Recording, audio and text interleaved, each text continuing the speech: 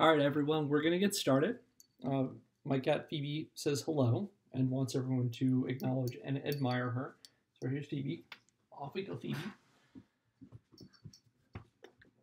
So welcome those who are watching this live or are watching this after we've done recording. Regardless, this is Friday. They're recording now, and you made it. You made it to Friday. We're just about to the end of the week, so let's celebrate with a little bit of video game history.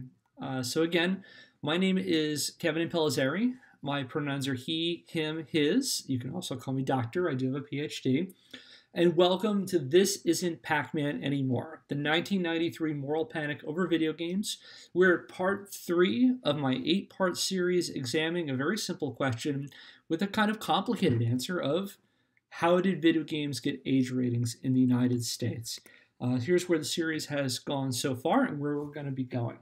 So in the first episode, which we did 2 weeks ago, we introduced the series and examine the simple question of what is a moral panic, and use that as a foundation to talk about the rest of our sessions. Then last week, we began getting into the actual video game history, talking about video game panics before 1993 to kind of establish some context of what's different between the panic over video games and what came before it. Today, we're going into part 3. And you can see the rest of this series here and learn more about this entire series by checking out my website. It's down in the description below, which has a full schedule of all of our episodes. All the themes are up on the board.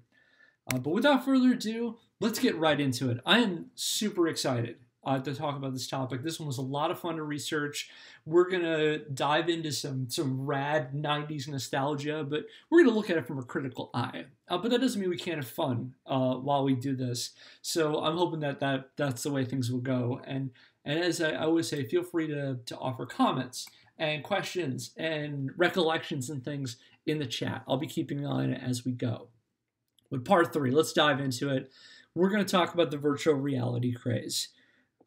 So this is one of the things that is going to help us better understand why there's an anxiety over video games in 1993 as opposed to, say, earlier than that. So let's get into it. And people, I'd love to hear if you can share like your recollections about virtual reality. Have you played it recently? Did you play it in the 90s? I've played a couple of VR games recently. I've also tried a couple back in the day.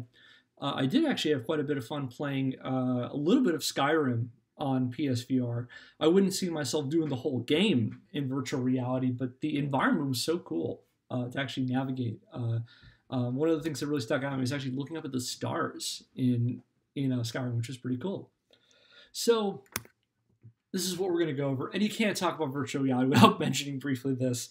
This is Palmer Luckey, who is the founder of Oculus. On his infamous cover of Time from August 17th, 2015. This idea of virtual reality as being something like the new hot thing is not a new thing, as we're going to see, because we're going to examine a brief history of VR and talk about the virtual reality fad of the late 80s and early 90s in particular.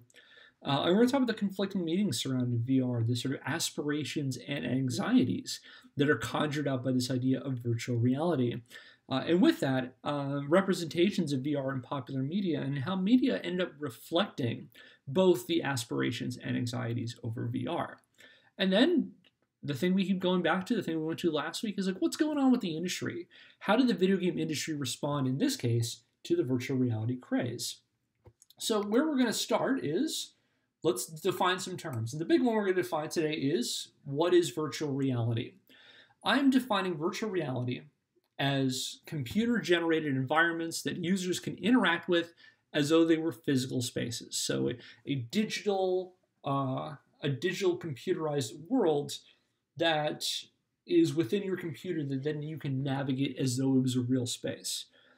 And also with that, by extension, the devices designed for users to interact with those kinds of virtual environments, or things like headsets and gloves and full body suits and haptic feedback devices or special sensors or mats. So we're going to go through a bunch of them as we go.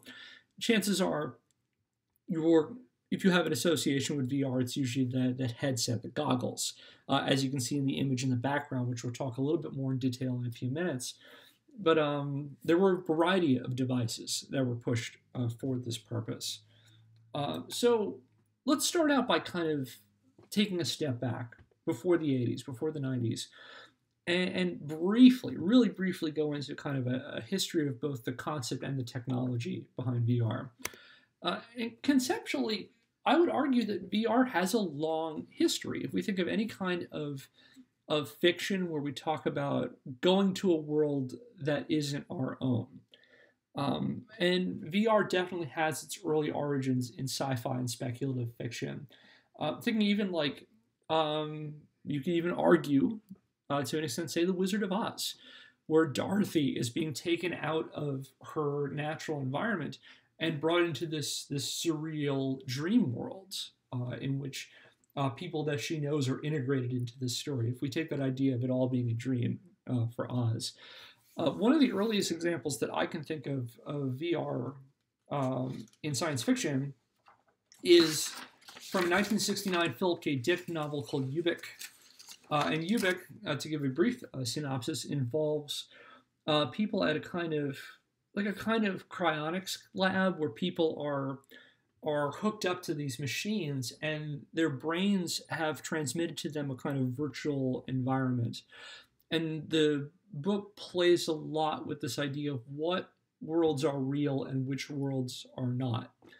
And it's a fascinating story. It's actually one of my favorite Philip K. Dick stories, if not my favorite. And this kind of idea became popular in the early cyberpunk movement of the early 1980s.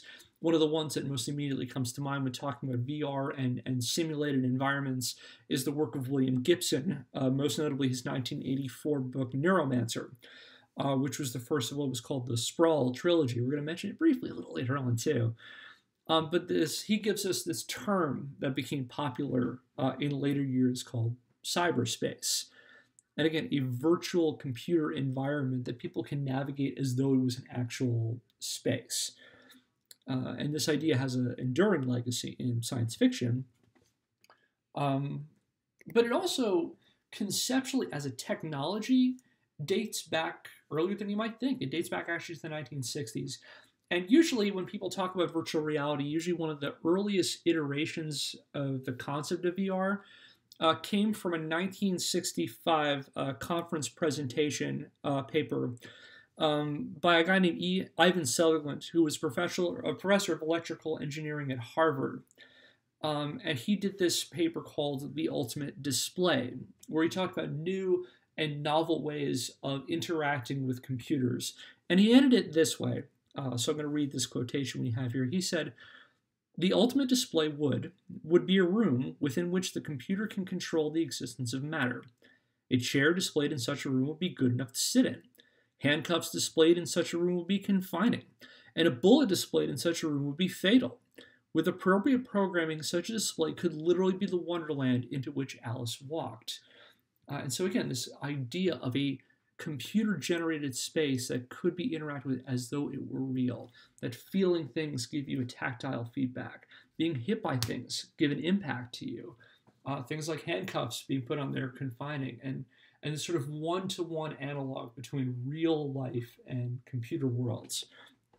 And he tried to put this plan into action a few years later when he developed a prototype that he called the Sword of Damocles, which was one of the, probably, if not the earliest iteration of a kind of VR headset.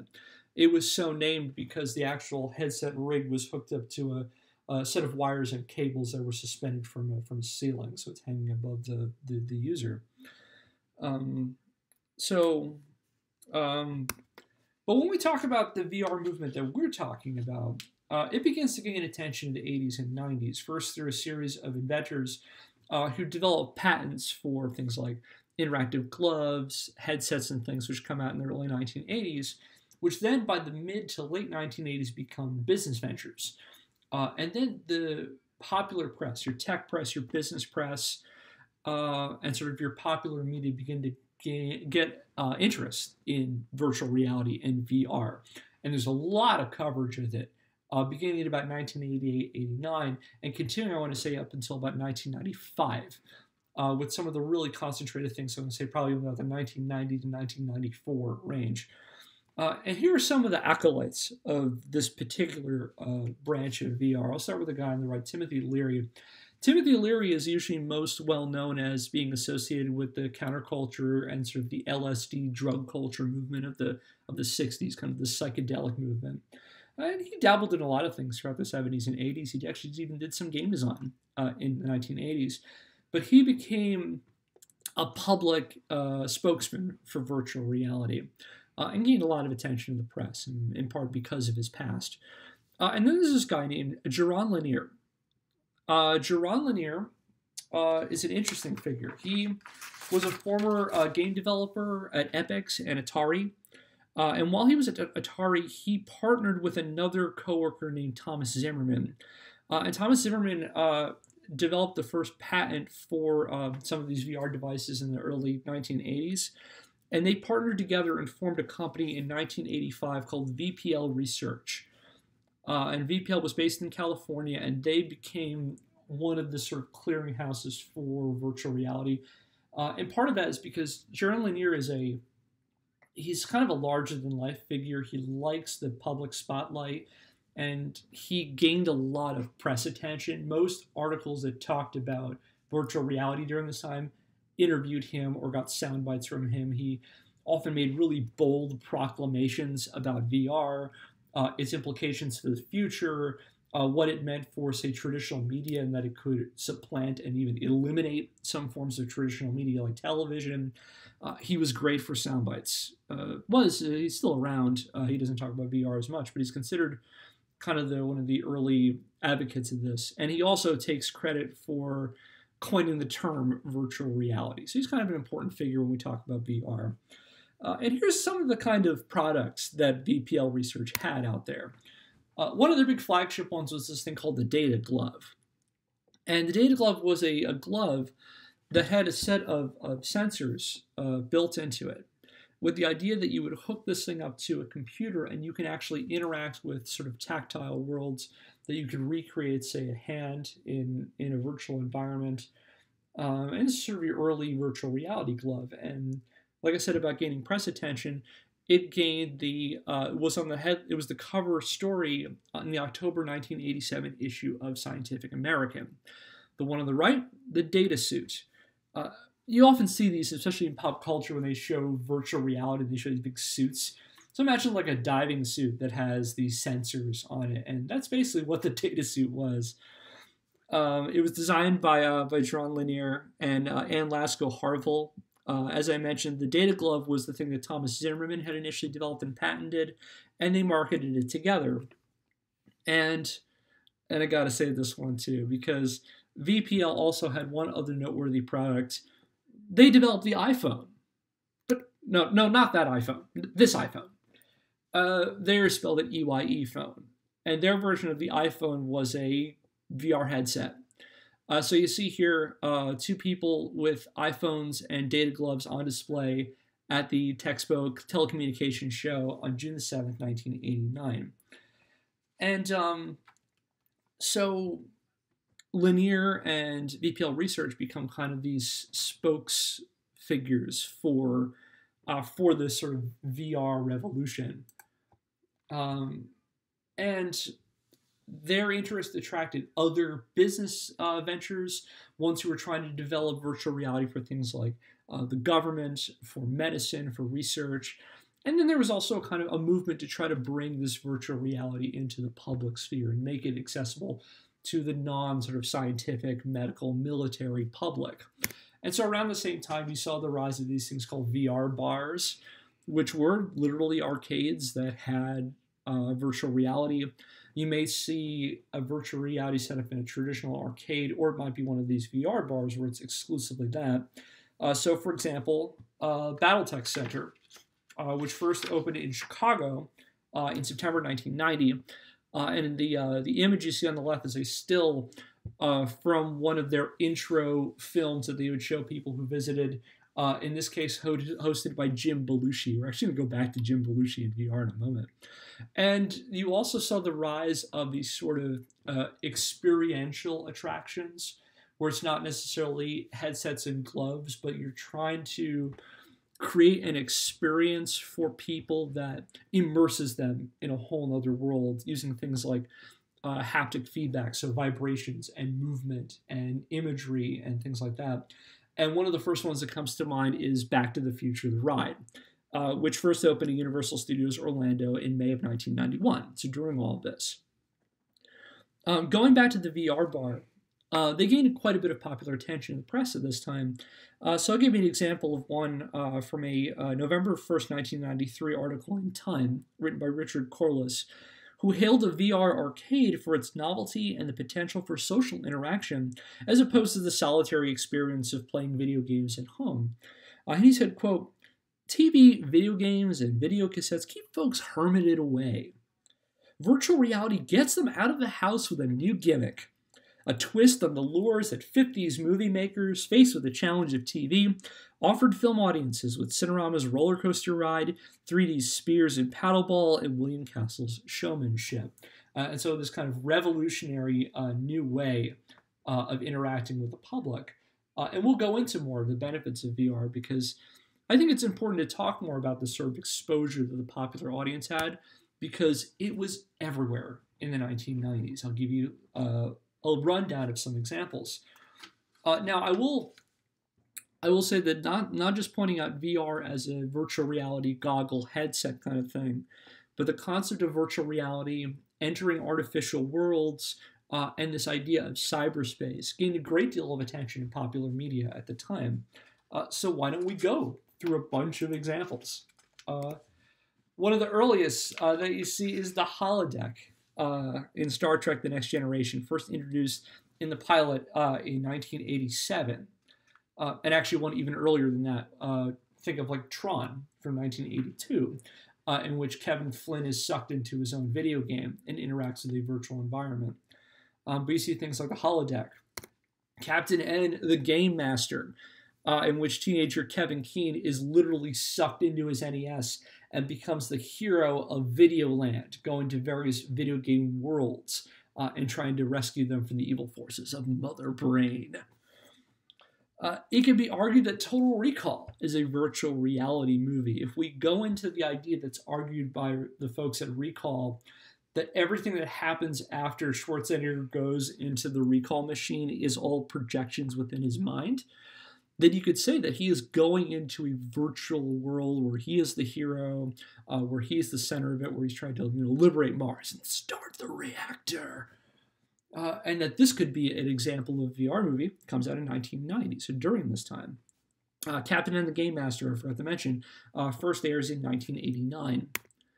And other things like The Lawnmower Man. This is the one that often people talk about and associate with VR because it's one of the most blatant examples. You have Pierce Brosnan as this researcher specifically focusing on virtual reality and the way it impacts people's minds, eventually having a person who has some kind of mental challenges or impairments and turning this person into like a super genius who then becomes sort of this VR god. And they literally use virtual reality equipment. You see things like data suits and iPhones and things like that. And then one not well known now, but was very highly marketed at the time in 1992 was Robin Williams' Toys, directed by Barry Levinson, which focuses on an eccentric toy company and this push and pull between Robin Williams' character, who is trying to go for a more silly, whimsical approach to toys versus another person who wants to apply them to the military. And there actually is one scene in Toys that I tried to find, which I couldn't find, where it's literally Robin Williams sitting on a couch with a VR headset on, and then all of a sudden he just starts screaming, putting his arms up, and you see that he's in a VR roller coaster ride. And then there's the 1993 miniseries Wild Palms. It was a 5-part series that aired on ABC from May the 16th to the 20th, 1993. And much of the plot involves the development of this new VR technology. This is where I said we would bring back Jim Belushi because he was in this show, among other members of the cast like Kim Cattrall and Dane Delaney and Robert Loggia. There's Arcade, created by Full Moon Entertainment, the masters of the 90s low-budget B-movie, the makers of the Puppet Master series, some of them at least, makers of Demonic Toys and Dollman, and a legion of other really cheesy, low-budget horror movies. And one of them was Arcade, in which people play a VR game in an arcade and literally get sucked into it and trapped. And one of the noteworthy people who stars in this is the guy who played Ralphie from The Christmas Story, who I swear has the exact same haircut and outfit as he does for most of The Christmas Story, even though he's much older now, although he wears sunglasses for pretty much the entirety of this movie for some reason. But that's a whole other story. And then things like interacting in virtual worlds, like this scene from Jurassic Park, of Lexi hacking into the Jurassic Park mainframe and literally going into this kind of virtual environment where each file is represented by these squares she had to move through and navigate and actually highlight on with a spotlight. That again from 1993. Also from 1993, we have Demolition Man. Dinah's here to say hello. Stallone going into the future. And finding that, among other things, in addition to navigating the horrors of the three seashells, he finds that sex is now all done through VR headsets, as in the scene here. And then there's the 1994 Brain Scan. I kind of like this movie. It's a weird, underrated film. It stars Edward Furlong, in which he buys a computer called Brain Scan, which is designed to be super immersive and realistic. And while he plays it, he loses track of time and finds that he's involved in a murder, in a real-life murder, and people trying to investigate if he's responsible. Then there's this whole thing in the 1994 movie Disclosure, which involves VR. One of my childhood favorites, the 1994 series Reboot, which doesn't have people getting sucked into any kind of virtual environments per se, but does have the lives of computer programs living within what they call the mainframe. Basically, think of, if you've never seen Reboot, think of like Wreck-It Ralph, but with computer programs, and occasionally invaded by players who play games that just wreak havoc on the computer-generated characters of the show. And then I mentioned when I was promoting this, we're going to talk about some Power Rangers knockoffs. And the first we're talking about is from 1994, the Superhuman Samurai Cyber Squad. Most notably, you've got Tim Curry playing the villain, and the hero is played by Joey Lawrence's less famous little brother, Matt, which involved an Ultraman-type plot where he jumps into computer worlds called the Digital Domain, and fights monsters there. And then, of course, you've got, from 1995, Hayam Saban, following up on the success of Power Rangers, gets us VR Troopers. It's been long enough that I don't remember how much of that was actually in VR, and more was just, people in costumes beating up monsters of the week like Power Rangers. And then this one was a new one that I came across, VR 5. This was a very, very, very short-lived TV show on Fox, which centered around virtual reality from 1995. And then there's Johnny Mnemonic, the film adaptation from 1995 of William Gibson's Sprawl trilogy. I said we'd go back to that for a second. And we've got the movie Strange Days, also from 1995. And then we have also from 1995 Virtuosity, in which a VR character manages to get out of the computer and commits murders in real life. And so you see this is all over the place, and I would love anybody who's watching it to submit some of their own ideas in the chat or in the comments after we're done here, because it was all over the place during the 1990s. So let's go back to the meanings of VR, because virtual reality and cyberspace take on a lot of complicated meanings during this time period. But one of them that's really tied into is this idea of VR as a utopian technology. It is the technology that it's going to be a sort of magical future environment. We're going to have worlds where we leave our physical bodies and go out into the world of digital environments, and that it's going to fundamentally revolutionize the way we live and work and play and all those things.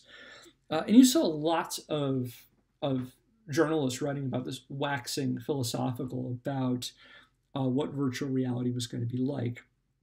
For example, here's one from a 1991 Los Angeles Times article, which went, VR's potential is limited only by the imagination.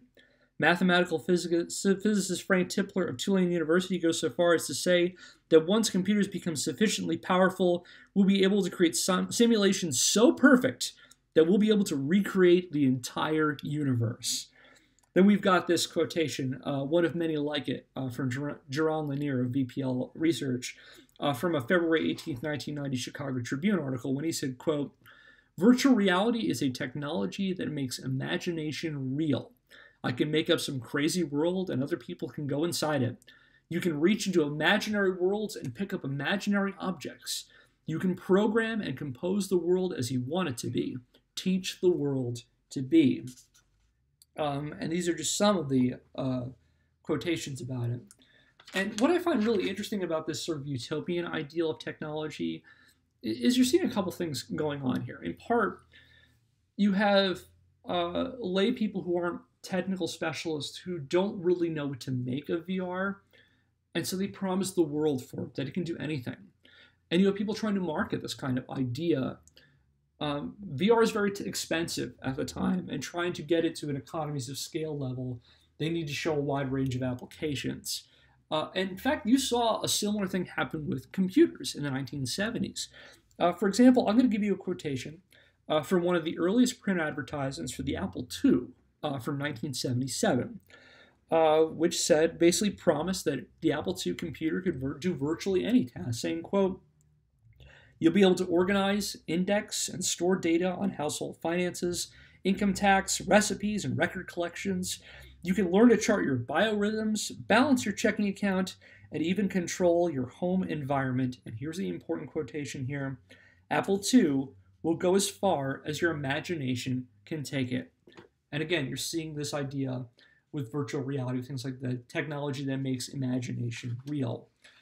So let's go into some of those benefits that they're talking about. Like I said, they advocates of it and writers on it propose a wide range of applications. In the military, that it could be for simulating military engagements, using VR to practice for real military engagements, or even offering a virtual proxy for real-world things, like, for example, smart bombing raids, which were all the rage during the Gulf War, also at the time. Think of Ender's Game, or even present-day drone strikes, and this idea of sort of virtual warfare that involves technology doing the work with humans far, far away from the actual combat. Applications in science and medicine. For example, in medicine, VR could be used to train for surgeries, or having cameras that could project surgeons into a person's body. They can actually go in and like fight tumors, like in Fantastic Voyage. Or you can think of it as like a more sci-fi version of modern laparoscopic surgery, with this idea of a sort of minimally invasive, almost kind of magical approach to medicine. It could also have a wide range of applications for physical therapy. So, for example, assisting stroke patients who have limited mobility from neurological damage, and helping people with motor disabilities to recover, or even maybe project their minds into virtual worlds that they can navigate as they would before things like a stroke. And then things like educational benefits. Think of the Magic School Bus, and how the Magic School Bus would go. They would go out into space, and they'd go into the human body, and they would shrink down and see how atomic particles work. There's a lot of talk about that. You can do this in education. And one of my favorite Simpsons jokes ever covered this. This is from Marge versus the Monorail from January 14th, 1993. So right in the midst of all of this is this one where Lisa puts on her VR headset, imagining these new resources that her school may have, and meeting Genghis Khan, and being able to go where he goes, defile what he defiles, and eat who he eats. There were such applications for things like entertainment, and that this could be the dawning of a new interactive form of entertainment. Why sit and watch movies anymore when you can actually be in the movie and be part of the movie? And why even play regular video games when you can jump in like Tron?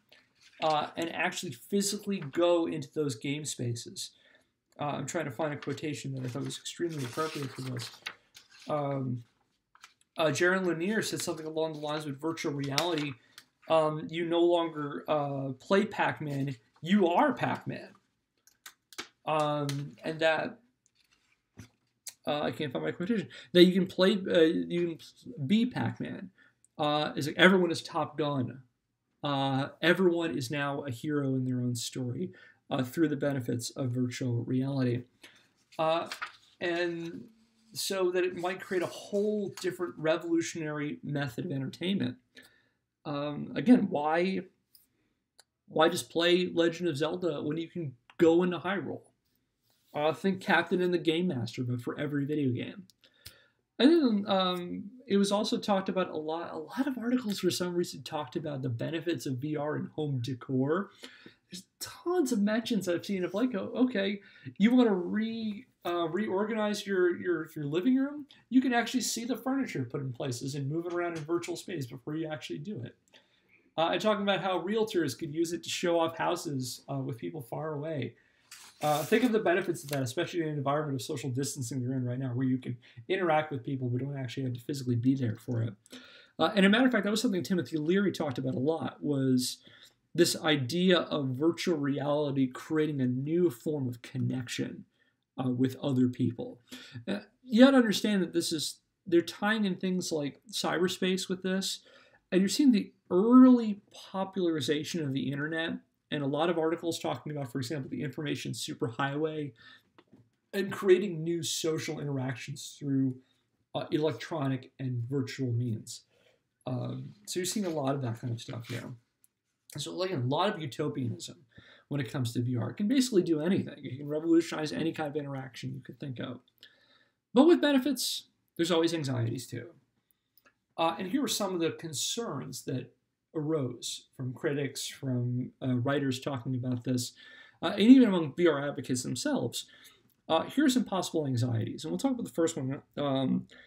These associations between virtual reality and drug culture, which came up in a number of different articles. For example, a 1990 Wall Street Journal article in which Lanier received an interview bore the headline of "A Kind of Electronic LSD." And Timothy Leary's role as an advocate for VR and his previous associations with the sort of psychedelia elements of the hippie movement of the 60s counterculture helped to fuel that association. And in fact, at one point, Timothy Leary reportedly described VR as, quote, the trip of the 90s without chemicals, end quote. Along with the connections for drug culture, one of the biggest concerns that came up about criticisms of VR was this thought that people would lose touch with reality and get lost in VR worlds. Now, not necessarily like Kevin Flynn getting literally sucked into a computer world, or Kevin Keane. A lot of Kevins had video game issues in the 1990s with that. But people literally losing touch with reality. Or even going so far as to not be able to no longer distinguish between what is virtual and what is real. We go back again to, if we think of Total Recall as a virtual reality movie, if you think of, there's a scene in that later where there's a gentleman who comes up to Schwarzenegger's character and says that you are in a simulation. You are still at recall. And if we don't get you out now, you're going to be hopelessly insane. And that you need to go with me to get out of here. And if you take that, if you take their perspective on this as opposed to Schwarzenegger's, then we have a person who has gone tumbling down the rabbit hole, who is lost in this world, who has no way of getting back into real life. From an April 10th, 1989 article in the New York Times, quote, psychologists who now worry about children losing themselves in video game fantasy worlds would no doubt find artificial environments a bigger problem, end quote. And here another one, this one a little later than our time period, but from a 1996 article from Psychology Today, which really summed up this sentiment, saying, quote, what happens when we voluntarily step into an alluring machine-made alternate reality and surrender contact with the real world? Sexual pleasure is a powerful reinforcer, the big hook. How will we deal with users who won't or can't return to their average lives? Will there be a new class of schizophrenics who are simply jacked in forever? End quote. And again, if we think about people getting a lot of popular media talking about this idea of getting sucked in or trapped in these virtual worlds, and in this case, people now sort of creating a prison of their own making and just completely unplugging from reality. And with that idea is this idea that if people cannot distinguish between what is real and what is a fantasy and what is virtual, what that's going to mean for, say, games where you act out acts of violence. Are people not going to be able to tell what's real and what's false? Or are they going to use these as a way of a trial run for violent or terrible acts? Are people killing in virtual reality then going to turn into killers in real life? And that concern in particular, we're going to see come back as we go into the panic over video games, as we go further into the series. And with it is also this idea that, again, going back to the idea that people losing touch with reality, is that people arguing that virtual reality creates an inferior imitation of life, that it's not as good as the real thing. Why go to a virtual world when you can just go outside and play? VR sex is a good example of that. If we think of, again, that scene in Demolition Man, ultimately what Stallone's argument, what comes out through the rest of the movie, is that the real thing is better than any kind of simulation. And going also with this idea of losing touch with reality is that the virtual world blending with ours. Think, for example, Brain Scan, and going back to acts of violence, how Edward Furlong loses track of time while he plays this game Brain Scan, and when he wakes up, he finds a severed foot and sees that he's involved in some kind of murder. Did he kill somebody? Did he lose touch with where reality ended and where the simulation began, and vice versa? And then a very literal interpretation of this in the movie Virtuosity, where we have a murderer in the virtual world literally coming out into the real world to enact terror and horror. And the other thing that came up about VR anxieties is oftentimes there was this sort of tongue-in-cheek looking at, if people have the option of VR sex, are they going to do the real thing when it's there? And this becomes a back and forth with people like Linear regarding virtual reality, or people just using it for this kind of stuff. And this goes back to actually an anxiety over media that far predates virtual reality. Think back to Aldous Huxley's Brave New World, which was his dystopian novel that was published in 1932, which introduced the concept of the feelies, these kinds of entertainment where the actual physical sensations that happen on the screen are then reflected in the person watching it, and that they now have this physical sensation from watching that. Everything from pain to pleasure, violence to sex, and that these connections between feeling become very, very important, and became a source of anxiety when it came to talking about virtual reality. And I think that no better example of these connections of anxieties is the holodeck from Star Trek Next Generation. The holodeck was first introduced in the pilot Encounter at Farpoint as this immersive, realistic virtual simulator.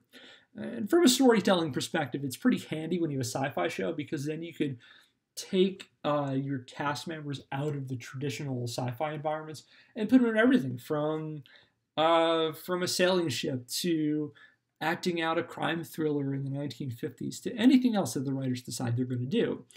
But the first episode that featured the holodeck as a plot point was the episode The Big Goodbye, which aired on January 11th, 1988. Where Picard and Data and Dr. Crusher become trapped within a 1950s noir within the holodeck.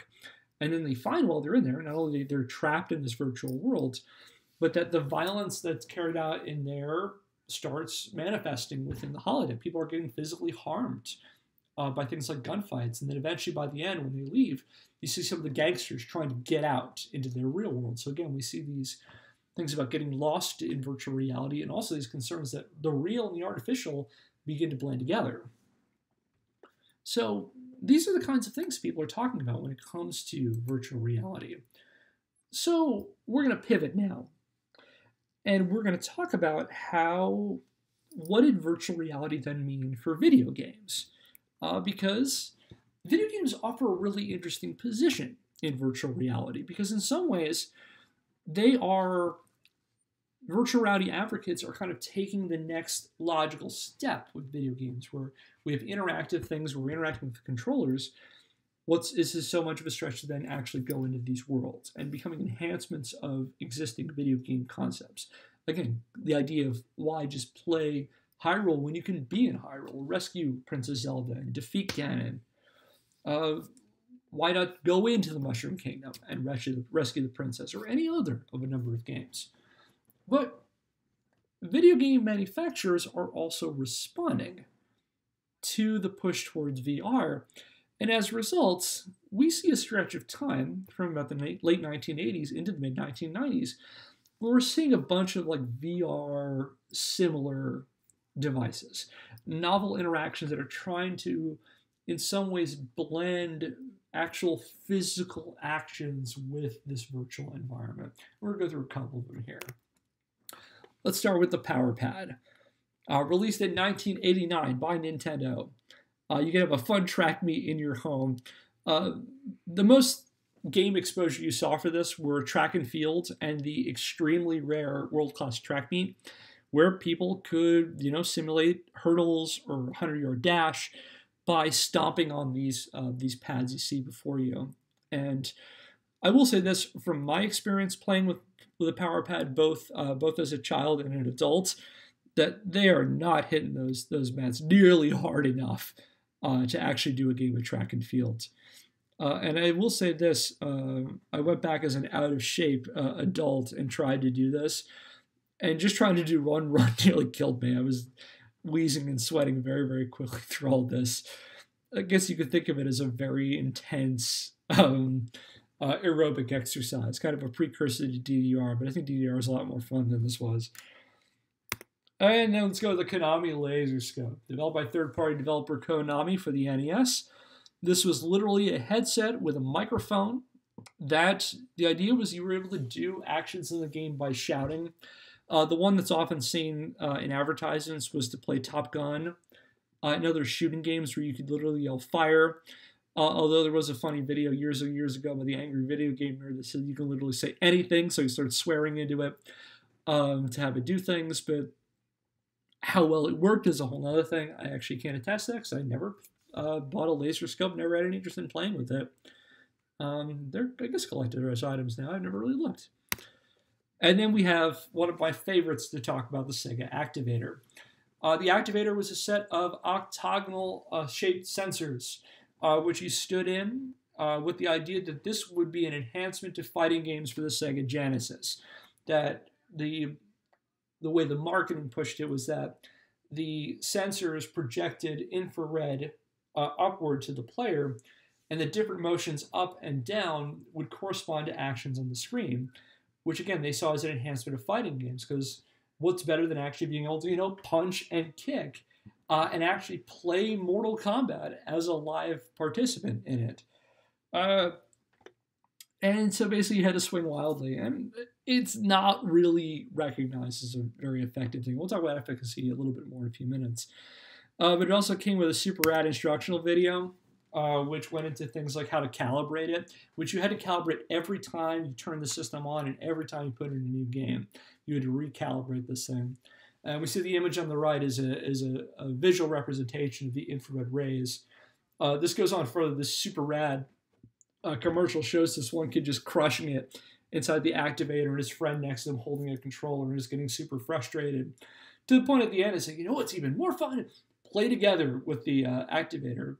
But if you watch the video, they get alarmingly close to each other for people doing punches and kicks. And I was waiting for some kind of interaction where someone's trying to do a roundhouse kick and just hits the other person in the back of the head or something, which I guess is one way to win at a fighting game, by just physically incapacitating your opponent in real life. Supposedly, according to the bundled VHS tape that came with the Activator, It was supposed to be great with Streets of Rage 2, and I've looked online and I have not really seen anything to attest to that. And astonishingly, no one's done a Let's Play video, as far as I can tell, of someone trying to play Streets of Rage 2 with the activator. But let me know if you have an experience with this, or if you know a place where I could find it, because I'm very, very curious. And then we've got the Aura Interactor. The Interactor is, this is a kind of haptic feedback device. The idea behind this is that you actually do some kind of physical interaction in the game and you'll feel it in the real world. Think back again to Ivan Sutherland's talk about that you'd actually feel that gunshot wound if you were shot in this virtual world. You'd feel pain in it. The Interactor worked it worked for both the Super Nintendo and the Genesis, accessible to those through special attachments. And the idea is that sound that was projected through the game would then be projected through an amplifier that was then hooked up to the Interactor, which was basically a speaker you wore on your back. And that those sounds would then be projected through the speakers on the Interactor itself. So kind of a really rudimentary haptic feedback device. I have one of these. It's in the packaging and I don't have the heart to open it. So if you've played with an Aura Interactor, please let me know what your experience is. I'm very curious. And if you die in Mortal Kombat, do you die for real? Especially if you've got an Interactor on. Let me know in the comments if you survived such an encounter. Maybe you've done the Interactor and the activator. Wow.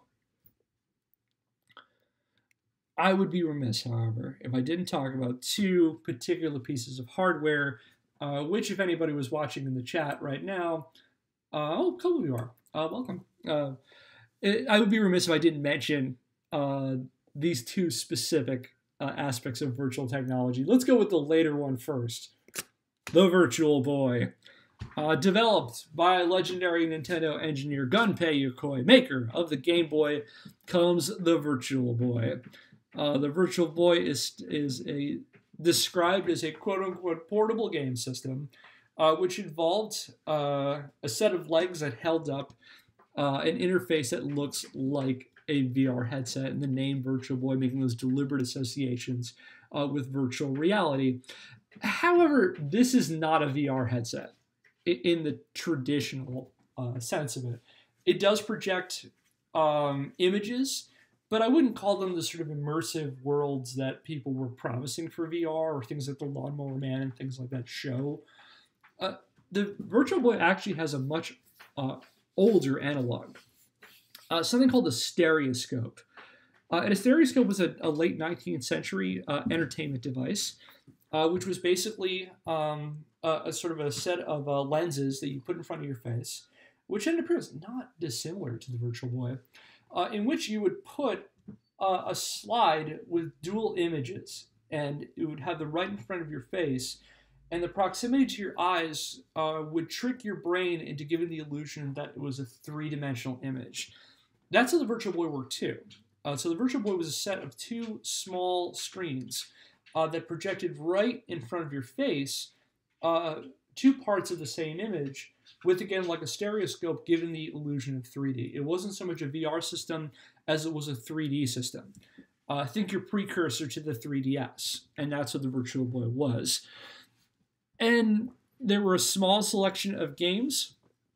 Not all of them really make very good use of virtual reality, for example, or 3D for that matter. For example, Wario Land. Or the super exciting, super immersive world of Galactic Pinball. Watching a pinball game in 3D.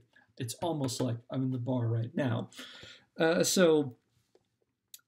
games like at the bottom right, that's Telero Boxer, which was a first-person boxing game involving robots. And everyone's heard the common complaints about the Virtual Boy. The big thing being, you really shouldn't play it for long stretches of time. Complaints of eye strain, complaints of so much red, because that's the only color that it projected. So all this red light being projected several inches in front of your face. Common criticisms about the Virtual Boy after you've played it for a little bit is everything will appear green for a little bit. I played a Virtual Boy in Toys R Us when I was a kid back in 1995. And my first impressions of playing Wario Land, actually, on the Virtual Boy have stuck with me ever since, which is one of the weird things about the Virtual Boy is I thought it was kind of weird and unsettling that you cannot see your hands. Most gamers aren't watching their hands while they're holding controllers, but just something about the fact that you can't see anything around you when you have when you are playing a Virtual Boy, and that not being able to see the controls, and you see the kind of awkward control scheme that the Virtual Boy had, it becomes a little jarring to play. Add to that, the Virtual Boy controller is where the battery pack is. It's a pretty big battery pack. I believe it's like 6 batteries, or you can have a huge chargeable adapter, which you plug into a wall, or a wall adapter, that is. So it's an odd duck, really, when it comes to as a video game. And this gets into a wave of video game history that's becoming popular now, the sort of experiential aspects of gaming. Not just video games as games, but also what did it mean to play them? What did it mean to be in, say, an arcade? What does it mean to play a game with a system like the VR without using the Virtual Boy and not have something like an emulator playing it? And that those are important aspects of game history too. So a little bit of innovative game history there too. And you didn't think I was going to get away without talking about probably the most notable among you watching, it was also pretty notable for the time, was this bad boy, the Power Glove. I almost said Virtual Boy again. The Power Glove. I love the Power Glove. It's so bad. This was developed by Mattel and was based directly on the technology of the Data Glove. And in fact, there were a lot of articles when we talk about virtual reality would talk about the Power Glove as sort of the first consumer priced virtual reality technology. That at the time, this is the closest we got. It was still pretty expensive. It was about $90 for this thing. But we're going to talk about cost a little bit more later. Power Glove was still expensive. For those who aren't familiar with the Power Glove, the way it was supposed to work was you would set up a series of 4 sensors on your television set in each of the corners of the screen. And that the Power Glove has on it, as you can see here, a number pad. And supposedly every game in the NES library, because again, this was for the NES, had a code. You enter in that code, and then you're able to use motion controls. The one that came up in the commercials was playing Mike Tyson's Punch-Out and actually being able to physically punch. Or, as it was shown in The Wizard, in a very prominent scene, Lucas, the antagonist, the super gamer, the guy's got all the games and knows all the secrets and owns this god-awful thing, is playing Rad Racer by actually physically steering. So that the Power Glove becomes kind of this public example of sort of mass-marketed VR tech for a mass audience, as opposed to like the Data Glove at the time being for things like NASA and the Department of Defense and things like that. Side note, when I defended my dissertation in November, I made it a point to wear this for part of it. So why were we not in a VR revolution in the 1990s? Why are we not in those virtual worlds that were promised by things like the Lawnmower Man and Tron? This is in part because there were tons of really big limitations to VR, and that these contribute to why the VR movement fizzles out in the mid-1990s. The first one, the biggest one probably, is cost. This stuff was super expensive. For example, VPL's products, the Data Glove and the Data Suit and the iPhone, they range anywhere between $9,000 and $250,000. So there's no economies of scale when it comes to a lot of these. They're really expensive. VR bars like the Battletech Center were and still are, the ones that still exist are expensive. I remember playing a VR headset at a arcade on the shore sometime in the early 2000s, and like you could spend a quarter or 50 cents on an arcade game, and it was $5 for one play with a VR headset. They were expensive for everybody. VR equipment for video games were generally expensive. VR equipment also was it was heavy, it was cumbersome. Those headsets could put a strain on a person playing them. In fact, I saw a January 8th, 1993 review for a VR bar in New York in the New York Times, which warned potential visitors that the equipment might be too heavy for younger players. And then you have these gloves that have these cumbersome cables, and the cables coming out of the headsets, and on top of that, like, they're awkward, they're ungainly. There's not a lot of freedom of movement, despite the fact that they're promoting this idea we're going to interact with virtual worlds. When you can't really walk around, and you've got to deal with don't get the cables tangled up and all of these things, and don't get it spun around. So they're cumbersome, they're awkward, and most of them, especially the video game tech that we talked about, like the laser scope, like the power glove, often worked really poorly. The activator is known as notoriously bad. The art interactor, as far as I can tell, worked okay, but apparently it can't distinguish between, say, punches and kicks and, say, heavy bass in the music, and it's going to project both of those things out there. There's no way to distinguish. It's just the speaker. And the laser scope, I mean, you can do one button, but how am I supposed to do everything else? The other thing about the activator, and hardcore activator fans can correct me if I'm wrong, it only allowed for the 3-button control configuration for the Genesis, so A, B, and C buttons.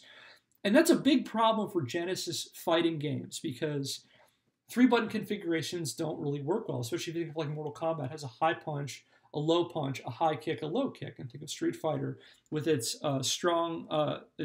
low, medium, and fierce punches. 3 buttons just doesn't cut it, and it only really worked well when there was a 6-button controller. And meanwhile, you're marketing the activator as a controller ideally for fighting games. That's a problem. Most companies did not have support for the Power Glove. And so that saying that Lucas has in The Wizard became an unwitting epitaph for the Power Glove. I love the Power Glove. It's so bad. Other things about equipment, I mean, VR can cause motion sickness in people.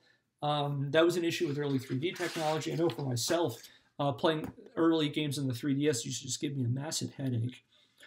And this is the thing about most VR, be it the Data Glove, the Power Glove, the Virtual Boy, or anything else in between, is that oftentimes it worked better as a concept.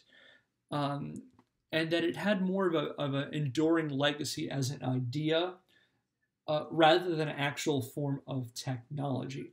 Going back to its constant reproductions in popular media at the time, for most people, because of the cost, because of the lack of access to some of the bigger equipment, oftentimes their first, and in some cases only, exposure to virtual reality was through popular media.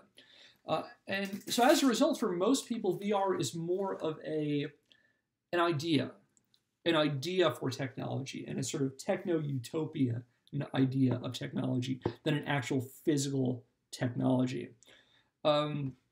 And I want you to keep that in the back of your mind, because that becomes very important when we talk in the later parts of this anxiety over video games and its relationship to VR.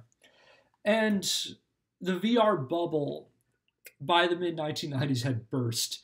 Ironically, one of the earliest casualties of the sort of demise of VR in the early 1990s was Jaron Lanier's VPL research, which went bankrupt in early 1992, early 1993. And most of the sort of techno-futurist stuff about VR was then replaced by about 1995, 1996 with the next big tech craze, the dot-com bubble, and so focusing on the internet. But again, keep in mind this idea that the feasibility of VR was not as a big cultural issue as the thought and the idea and the implications of VR. So why don't we recap? So first off, that the idea of virtual reality gained popular attention in the media and pop culture during the late 80s and early 90s. Around the same time as this anxiety over video games, which we're talking about throughout the series. And that VR offered utopian promises of high immersion, changes in the way we socialize and interact, revolutions in education and media and science and medicine and technology itself. But however, it also conjured these fears of losing touch with reality, the blending of virtual and the actual, these concerns about what people will do with virtual worlds. If they're committing murders in virtual environments, will they do it in real life?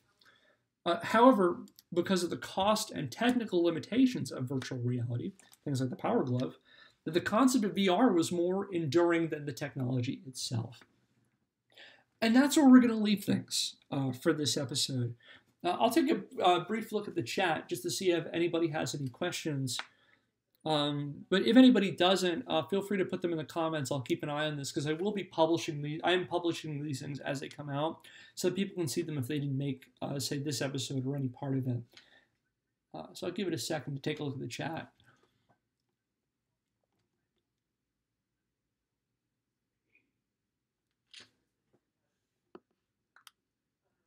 All right. Well, I'll have my information if you want to reach out to me with more questions.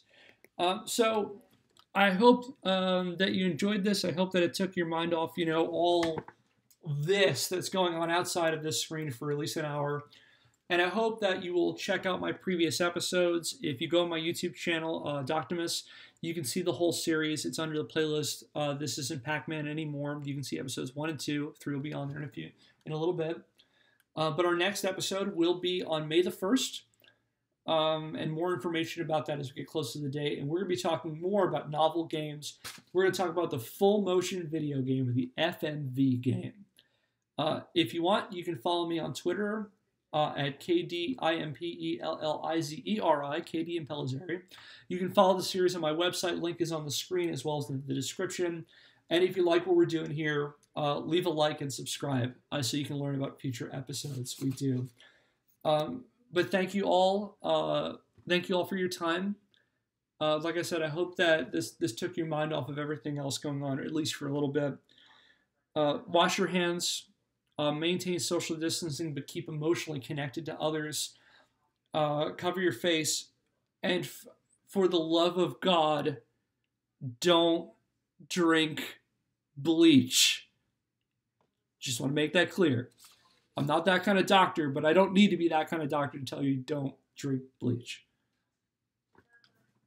All right. Thank you, everybody. Stay safe.